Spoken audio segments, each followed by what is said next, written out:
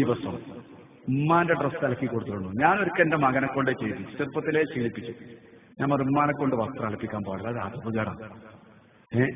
നിന്റെ ഡ്രസ്സ് നീ അലക്ക, നീ ക്രിക്കറ്റ് കളിക്കാൻ പോകണു, ഓടുന്നു, ഇതൊക്കെ ചെയ്യുന്ന എനക്കെന്താ 4 കുപ്പായാൾക്ക് എത്ര പ്രയാസം. അപ്പൊ എന്നോട് ആ പറ്റി ഞാൻ അലക്കിക്കോളാം. ഓൻ്റെ ഡ്രസ്സ് ചെറുപ്പത്തിലേ അലക്കി ഉമ്മാനെ കൊണ്ട് അലക്കിച്ചു. പിന്നെ ഓനൊരു ഹയാ, ഒരു ലജ്ജയായി.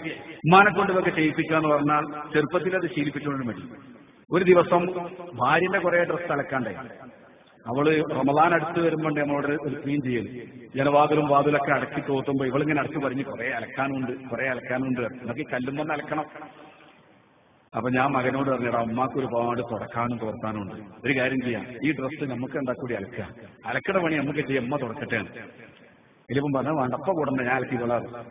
ഓൻ വേണ്ടേ അലക്കി, ഭാര്യന്റെ ഡ്രസ്സെല്ലാം അലക്കി. അങ്ങനെ ഭാര്യ തുടക്കലും തേക്കലെല്ലാം കഴിഞ്ഞു വന്ന് പിന്നെ പറഞ്ഞു, ഇനി കുറെ അലക്കാണ്ട്, വേഗം ഭക്ഷണം കഴിച്ചിട്ട് അലക്കൽ തുടങ്ങട്ടെ. ഞാൻ പറഞ്ഞ അലക്കലൊക്കെ കഴിഞ്ഞു, നിങ്ങൾക്ക് എന്ത് പറഞ്ഞാലും തമാശ, എത്രപാട് അലക്കാണ്ട് ഇനി. ഞാൻ പറഞ്ഞതാ, ഒക്കെ നിന്റെ മകൻ അലക്കിട്ടിരിക്കുന്നു.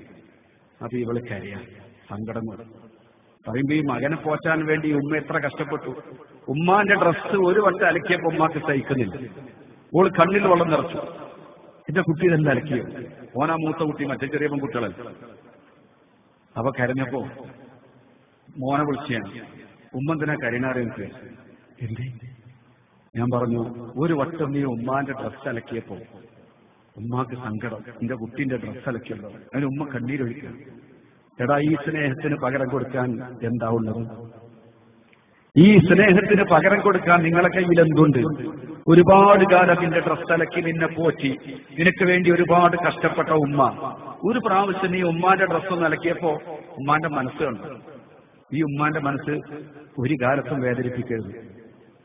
ഇപ്പൊ ഉമ്മാന്റെ കണ്ണീര് നീ ഒരു വട്ടം ഡ്രസ്സ് അലക്കിയത് കൊണ്ട് അവരുടെ പ്രചോദനം. പിന്നെ അലക്കാൻ പോകുമ്പോ ഏതെങ്കിലുമൊക്കെ ഉമ്മാന്റെ ഉണ്ടെങ്കിലും അവനങ്ങ് അലക്കിയത്, അതിന് ഹിദ്മത്തായി. സത്യത്തിൽ ഉമ്മാന്റെ കാലിന്റെ ചുവട്ടിൽ ആ സ്വർഗം എന്ന് പറഞ്ഞാല് അത്രയും വലിയ ദർജയിലാണ് ഉമ്മാനെ ഇരുത്തേണ്ടത്, അല്ലേ? അല്ലാതെ ഉമ്മ നമ്മളെ ഡ്രസ്സ് അലക്കണ്ടാണ്.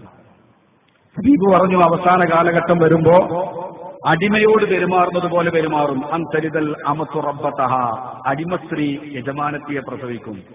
ആൺകുട്ടികളാവട്ടെ സ്ഥിതി. എന്നാ പെൺകുട്ടികളാണെങ്കിലോ, ചിലർ പറയും പെൺകുട്ടികളായാലും സഹായത്തിന് ആളുണ്ടാവും, +2 വരെ ഒരു പണിയെടുക്കും. വീട്ടിലാകെണ്ടാകുന്ന പണി എന്താ? നിലം തുടക്കല്, വസ്ത്രം അലക്കല്, പാത്രം കഴുകല്.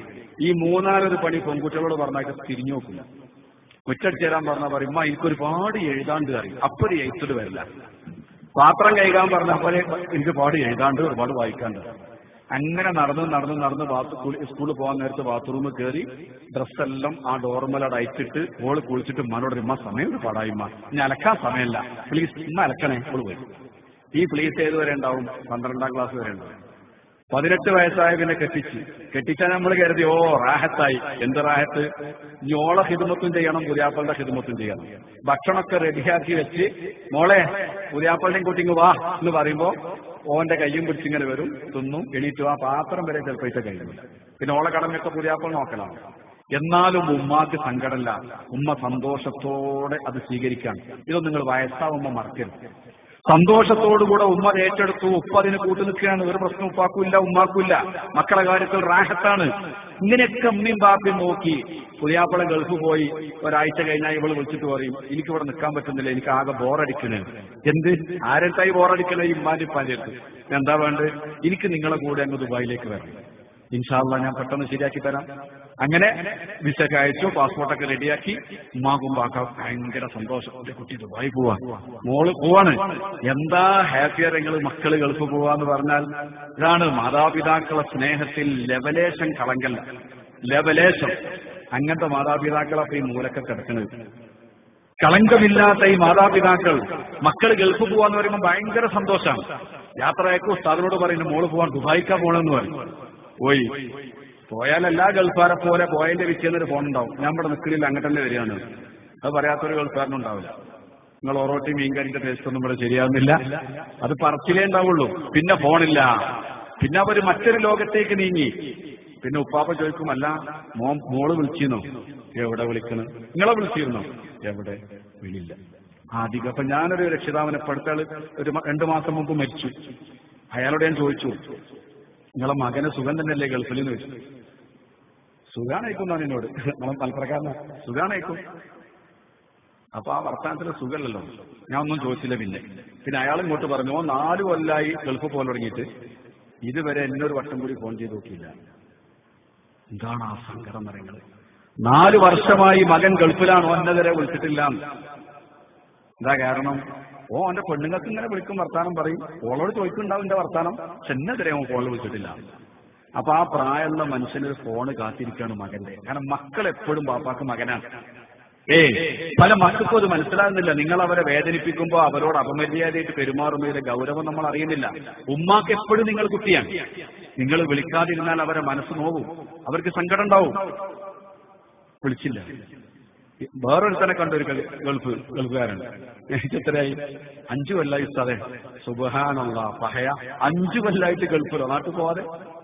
അപ്പൊ പറഞ്ഞു, അതിന് ഭാര്യ മക്കളൊക്കെ എന്റെ കൂടെ ഉസ്താദേ. ഓഹോ, അത് ശരി, അതാ 5 കൊല്ലോ. അപ്പൊ ഉമ്മയും ബാപ്പയോടെ അത് നാട്ടിലാ. ഉമ്മാനും ബാപ്പാനും 5 കൊല്ലം ആ മുഖം കണ്ടില്ലെങ്കിൽ ഇവനൊരു കൂസലുമില്ല. ഉമ്മാനെക്കാട്ടി ചൊറുക്കുള്ള ഒരു പെണ്ണിനെ കിട്ടിയപ്പോ, അതാണ് ഈ ഭൗതിക ചിന്ത നമ്മുടെ കൽബിലേക്ക് കയറിയാൽ പിന്നെ അതല്ലേ ഉണ്ടാവും. ഉമ്മാനേക്കാൾ ചൊറുക്കുള്ള പെണ്ണുണ്ടായ പിന്നെ ഉമ്മാനെ കണ്ട ആവശ്യമില്ലല്ലോ. അപ്പൊ 5 കൊല്ലം അതിലപ്പുറം ഗൾഫ് നിൽക്കാൻ പ്രയാസമല്ല, ഭാര്യ മക്കളും കൂടെ ഉണ്ടെങ്കിൽ. മൻ ഫല്ലല സൗജതഹു വലാ ഉമ്മിഹി ഫഅലൈഹി ലഅനത്തുല്ലാഹ് ലാ യുഖ്ബലു മിൻഹു സർഫുൻ വലാ അദൽ ശഫീഉനാ റസൂലുള്ളാഹ്. മൻ ഫല്ലല സൗജതഹു വലാ ഉമ്മിഹി, ഉമ്മാനേക്കാൾ വല്ലവനും ഭാര്യയ്ക്ക് സ്ഥാനം കൊടുത്താൽ, ഉമ്മയേക്കാൾ ഒരു പദവി ഭാര്യയ്ക്ക് കൊടുത്തു കഴിഞ്ഞാൽ, ഫഅലൈഹി ലഅനത്തുല്ലാഹ്, അവന്റെ മേൽ അല്ലാഹുവിന്റെ ശാപമുണ്ട്. ലാ യുഖ്ബലു മിൻഹു അദ്ലുൻ വലാ സർഫുൻ, ഫർളോ സുന്നത്തോ ആയ ഒരൊറ്റ കർമ്മവും അവന്റെ ഭാഗത്തുനിന്ന് സ്വീകരിക്കയില്ല. നബിയുനാ റസൂലുള്ളാഹ്. ഉമ്മാനേക്കാൾ മഹത്വം, ഉമ്മാനേക്കാൾ ഒരു പ്രത്യേക സ്നേഹം ഭാര്യയ്ക്ക് കൊടുത്താൽ അവന് അള്ളാന്റെ ശാപമുണ്ടെന്നും അവന്റെ ഫർളും സുന്നത്തുമായ ഒരു കർമ്മവും അള്ളാഹു സ്വീകരിക്കൂല. ഇതാണ് ദീന്. റസൂലുള്ളാഹി സ്വല്ലല്ലാഹു അലൈഹി വസല്ലമ തങ്ങൾ പറഞ്ഞതാണ് ദീന്, അള്ളാഹ് സ്വീകരിക്കൂല.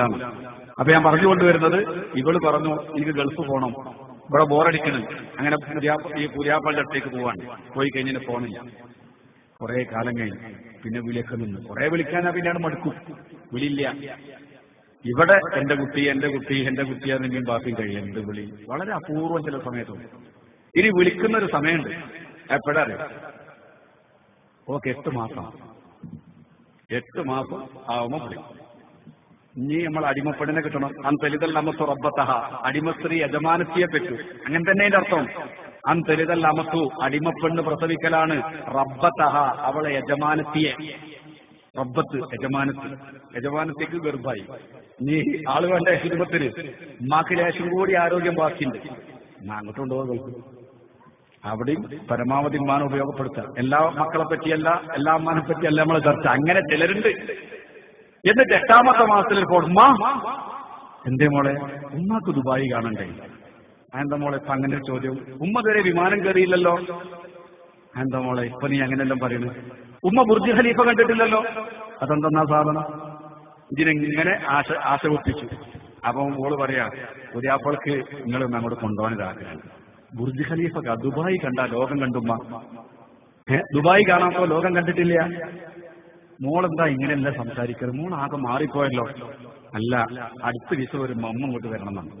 അപ്പൊ ഇനി നമ്മൾ ഉപ്പേ അത് കുറച്ചു കാലല്ല. അങ്ങനെ മൂപ്പര് ഇശാംസ്കാരം കഴിഞ്ഞ് വന്നപ്പോ മോള് പറഞ്ഞു, മോള് വിളിച്ചിരുന്നു. എന്നിട്ട് എന്നെ ദുബായിക്ക് കൊണ്ടുപോയിട്ട് അവർക്ക് ഭയങ്കര സങ്കടം. ഞാൻ ബുർജ് ഖലീഫ കണ്ടില്ല, വിമാനം കയറിയില്ല, ദുബായി കണ്ടില്ല. മോളും നിൽക്കാൻ വിടുന്നില്ല. നിങ്ങൾ വാസി പറഞ്ഞാൽ. ഓഹോ. അപ്പൊ ഇയാൾ ചോദിച്ചു, നീ പോയാല് എനിക്കാരാള് നീ വയസ്സുകാലത്ത് ഒരു കട്ടൻ ചായ കൊടുത്താൽ റാഹത്താവണമെങ്കിൽ നിന്റെ കൈകൊണ്ട് കിട്ടണം. അങ്ങനെയല്ലേ ശീലായത്. പിന്നെ ഒന്നുകൂടി ആലോചിച്ചിട്ട് പറഞ്ഞൊരു കാര്യം ചെയ്യും, നിനക്കൊരു ചാൻസ് കിട്ടിയതല്ലേ, നീ പോലും ഇൻഷാ അല്ലാഹ്. അങ്ങനെ സമ്മതം കൊടുത്തു. അതാ പോണം. ദുബായി വന്നിറങ്ങി. ഈ പൊണ്ണും പുതിയാപ്പളയും ഒന്ന് കൂട്ടിക്കൊണ്ടുപോ. ഇതാട്ടോ ദുബായി. എങ്ങോട്ടാ കൊണ്ടുപോകുന്നത്? നേരെ ഫ്ളാറ്റിലേക്ക് കയറി. എന്താ പണി? ഫ്ളാറ്റിൽ കയറി കഴിഞ്ഞാൽ ഉമ്മാക്ക് എന്താ പണി? പഴയ അടിമപ്പെണ്ണിന്റെ പണി. അന്ന് തെളിതല്ല അമത്തു. അമത്ത് പ്രസവിച്ചു, യജമാനത്തിക്ക് ഭക്ഷണം ഉണ്ടാക്കുന്നു, വെള്ളം ഉണ്ടാക്കി കൊടുക്കുന്നു, കുളിക്കാൻ വെള്ളം ചൂടാക്കി കൊടുക്കുന്നു, എല്ലാ ഹിദമത്തും ചെയ്ത് ഉമ്മയായി. അങ്ങനെ അവള് പ്രസവിച്ചപ്പോ എന്തായി? കുഞ്ഞിനെ കുളിപ്പിക്കലും, ഇവളെ കുളിപ്പിച്ചു, ഇവളെ പോറ്റി, ഇവളെത്ര വലുപ്പാക്കി. ഇനി ഓളെ കുഞ്ഞിനി ആരെന്നെ ഈ ഉമ്മ തന്നെയാണ്. എവിടെയാണ് ഈ ഉമ്മാന്റെ സ്നേഹം പകരം വെക്കുക? ഇവൾക്ക് വേണ്ടി ഒരുപാട് ഉറക്കൊഴിച്ച മാതാവ് ഇനി അവളെ കുഞ്ഞിന് വേണ്ടിയും ഉറക്കൊഴിക്കുകയാണ്. അവള് പറയും, മോൾ ഉറങ്ങിക്കോ, കുഞ്ഞിന്റെ അടുത്ത് കിടക്കട്ടെ, ഞാൻ നോക്കാം. മുല കൊടുക്കേണ്ട സമയമാകുമ്പോൾ മോളെടുത്തൊന്ന് കൊണ്ടുപോയി കൊടുക്കും. ബാക്കി ഉമ്മ വെച്ചുകൊണ്ടിരുന്ന് താരാട്ട് പാടി ഉറക്കി അതിന്റെ കാഷ്ടിച്ചതും മൂത്രിച്ചൊക്കെ കഴുകി വൃത്തിയാക്കി. ഉമ്മാക്ക് ഉറക്കൂല്ല, ഊണുമില്ല. ഇവളെ നല്ലപോലെ നോക്കി എണ്ണെല്ലാം തേച്ച് കുളിപ്പിച്ചു കൊടുത്തു, നല്ല മുൻകത്തിയാക്കി. കുഞ്ഞൊക്കെ ഉഷാറായി. അൽഹംദുലില്ലാഹ് നല്ല റാഹത്തിലും എല്ലാം ചെയ്തു കൊടുത്തു. ദുബായിലും ഉമ്മാക്ക് പണിയം തന്നെയാണ്, അടിമപ്പെണ്ണെടുക്കുന്ന പണി തന്നെയാണ് അല്ലേ? എന്തിനാ കൊണ്ടുപോയത്? ബുർജ് ഖലീഫ കാണിച്ചു കൊടുക്കാൻ, ദുബായി കാണാൻ. ജോലി എന്താണ്? അടിമപ്പെണ്ണാൻ തരിതല്ല അമത്തു റബ്ബത്തഹ, അടിമപ്പെണ്ണ് യജമാനത്തിക്ക് വേണ്ടതൊക്കെ ചെയ്തു കൊടുത്തു. 3 മാസമായി തടിച്ചു കൊഴുത്ത് ആപ്പിള് പോലെയായി പെണ്ണ്. പുതിയാപ്പിൾക്ക് ചവിട്ടുറക്കണില്ല, ഇടക്കിടക്കൊന്ന് വരും, കുഞ്ഞിനെ കാണാൻ വരും. അപ്പോൾ ഉമ്മ പിന്നെ ഒരു കത്തുണ്ടായി. ഇനി എന്താ ഉദ്ദേശം? ഇനി എങ്ങനെയെങ്കിലും ഉമ്മ എന്ന് പറഞ്ഞ ശല്യാണ്ട് ഒഴിവാക്കിച്ചതോ? കാരണം ഫ്ളാറ്റിൽ അത്രയ്ക്കല്ല സൗകര്യം ഉണ്ടാവുള്ളൂ. 3 മാസമായി കഴിഞ്ഞാൽ പിന്നെ പെണ്ണുങ്ങളുടെ ചുറുചുറുക്ക് ഏറ്റവും അതിന്റെ മൂർധന്യ ദശയിലെത്തുന്ന സമയമാണ്.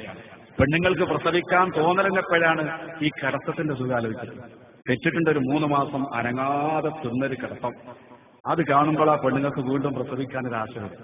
ഈ ഉദാഹരണം പറയുകയാണെങ്കിൽ, ഒരു പെറ്റ് എടുക്കുന്ന പെണ്ണിനെ കാണാൻ നിങ്ങളെ പെണ്ണുങ്ങളെ കൂട്ടി പോയി നോക്കി. നിങ്ങൾ ഓളെ കിടത്തും സുഖമെല്ലാം കണ്ടാ അവിടെ വന്നിട്ട് പറയും, അല്ല നമുക്ക് ഈ 2 മക്കൾ മതി, ഒരു കുട്ടി കൂടി വേണ്ടേ? എന്തേപ്പാ ചോദ്യം വരാൻ കാരണം? ഈ കിടത്തത്തിന്റെ സുഖം ആലോചിച്ചിട്ടാണ്. സുബ്ഹാനല്ലാഹ് അല്ലെ? പൊതുവെ അങ്ങനെയല്ലേ? അത് കാണുമ്പോ ഒക്കെ ആശയായി. അല്ലെങ്കിൽ ഒരിക്കൽ പ്രസവവേദന സഹിച്ച പെണ്ണുണ്ടോ പിന്നെ പ്രസവിക്കാൻ നിൽക്കുന്നു? ഈ കിടത്തത്തിന്റെ റാഹത്താണ്. അങ്ങനെ എന്ത് ചെയ്തു? 3 മാസമായി പുതിയാപ്പളിയും സബൂർ ചെയ്യാൻ തുടങ്ങിയിട്ട് കുറച്ച് കാലമായി. ഇവിടെ അടികൾ അതിസുന്ദരിയായി. ഇനി എങ്ങനെങ്കിലും ഉമ്മാന്റെ ഈ ശല്യം ഒഴിവായി കിട്ടണം. അതിന് ഇവള് ചെയ്യുന്ന ഹിക്മത്ത് എന്താണ്? ഒരു സ്വപ്നം കാണില്ല, ഉറക്കത്ത് കാണും. പിറ്റേന്ന് രാവിലെ സുബൈക്ക് പറയും, ഉമ്മ എന്തേ മോളെ, എന്തേ? ഞാൻ ഇന്നലെ ഉപ്പാന് ഉറക്കത്ത് കണ്ടു. സുബ്ഹാനല്ലാഹ്, ഉപ്പാക്ക് ഒന്നുമില്ലമ്മ, ഞാൻ സ്വപ്നം കണ്ടതാ. അല്ല മോളെ, നല്ല സ്വപ്നം തന്നെയല്ലേ? ഉമ്മ, ഉപ്പാക്ക് ഒരു ചൂടുവെള്ളം ഉണ്ടാക്കി കൊടുക്കാൻ ആരാ അവിടെ ഉള്ളത്? ഇരിക്കുന്ന ഉപ്പാന്റെ കാര്യം ആലോചിക്കുമ്പോൾ എന്തെല്ലോ ആവും. അത് പറഞ്ഞപ്പോ ടെൻഷനായി. അപ്പൊ പറയും, പൊന്നാര മോളെ ഞാൻ പോയാലോ, ഞാൻ 3 മാസമായില്ല മോളെ വന്നിട്ട്. അതിപ്പോ പുതിയാപ്പളങ്ങളെ വിടും തോന്നില്ല. അല്ല മോളെ, ഈ സ്വപ്നം കണ്ട കുഴപ്പമില്ല. സ്വപ്നം കണ്ടു, എന്റെ വാപ്പാന്റെ കാര്യാലോ, അതിനകത്ത് ഉമ്മാനെ വിശ്വാസാക്കാനൊക്കെ സ്വപ്നം കണ്ടു. ഇതെല്ലാം പറഞ്ഞ് പുതിയാപ്പള വന്നു. പുതിയാപ്പള വന്നപ്പോഴേ വിശ്വാസത്തിരിപ്പിച്ചു. ഉമ്മത വീട്ടിൽ പോകാൻ തിരക്കാക്കുന്ന. അപ്പൊ പുതിയാപ്പളോട്, നല്ല മോനെ ഞാൻ വന്നിട്ട് 3 മാസമായില്ലേ, കുട്ടിയൊക്കെ അത്യാവശ്യം റാഹത്തായി, ഓരോ സന്തോഷമായി, ഇനി ഞാൻ പൊയ്ക്കോട്ടെ. അപ്പൊ പുതിയാപ്പള പറയും, ഇത്ര പെട്ടെന്ന് പോവമ്മ, ഓന്റെ മനസ്സിലുള്ള നേരത്തെ പോയിക്കോട്ടെ എന്നാണ്. എന്നാലും അങ്ങനെയല്ലേ പറയാ, എല്ലാരെ പറ്റി, എല്ലാ പുതിയാപ്പളാരെ പറ്റി എല്ലാം പറയും. അങ്ങനെ ഇവൻ പറയാണ്, ഉമ്മ അങ്ങനെ വെറുതെ പോണ്ട, ഒരു സാധനം മതി. 3 മാസം നിന്നല്ലേ അടിമപ്പെണ്ണ്. എന്നിട്ട് എവിടുക്കാ കൊണ്ടുപോകാന്നറിയോ? ഈ തടിച്ച പെണ്ണും ഇവനും കൂടി ഇമ്മാനെ നടക്കിരുത്തി കൊണ്ടുപോകാൻ കേട്ടാറ്. ഗൾഫിലുണ്ട് ഒരു കട, കുല്ലു ഷൈഇൻ റിയാലൈൻ, കുല്ലു ഷൈഇൻ റിയാലൈൻ, എന്തെടുത്താലും 2 രൂപ. എന്നിട്ട് പറയും, വേണ്ടത് എടുത്തോളി, എന്ത് നോക്കണ്ട, പൈസ ഒന്നും നോക്കണ്ട, വേണ്ട എടുത്തോളൂ. എന്നിട്ട് ഈ സാധുവിന് കുറെ സോപ്പ്, കുറെ മുരിമ കൊടുക്കുന്ന സാധനം, ഇങ്ങനത്തെ കുറെ പാത്രം അരക്കണവും കഴിയണം, അതൊക്കെ വലിയ പാക്കറ്റായിരിക്കും. ഇങ്ങനെ കുറെ സാധനം വാങ്ങി കട്ടാക്കി അതിനങ്ങോട്ട് പോകും. എന്തേ കിട്ടിയത്?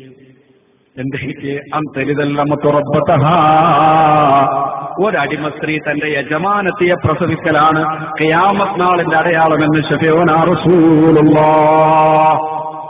മാതാപിതാക്കളോട് ഒരടിമകളോടെന്ന പോലെ പെരുമാറും എന്ന് പറഞ്ഞാൽ മക്കളുടെ സുഖത്തിനും സൗകര്യത്തിനുമുള്ള ഒരു ചവിട്ടുവടി, ഒരു കാവൽക്കാരി എന്നതിൽ കവിഞ്ഞൊരു പദവി മാതാപിതാക്കൾക്ക് കൊടുക്കാത്ത ഒരു കാലഘട്ടം വന്നാൽ അത് ഖിയാമത്ത് നാളിന്റെ അടയാളമാണെന്ന് ശഫീഉനാ റസൂലുള്ളാഹ്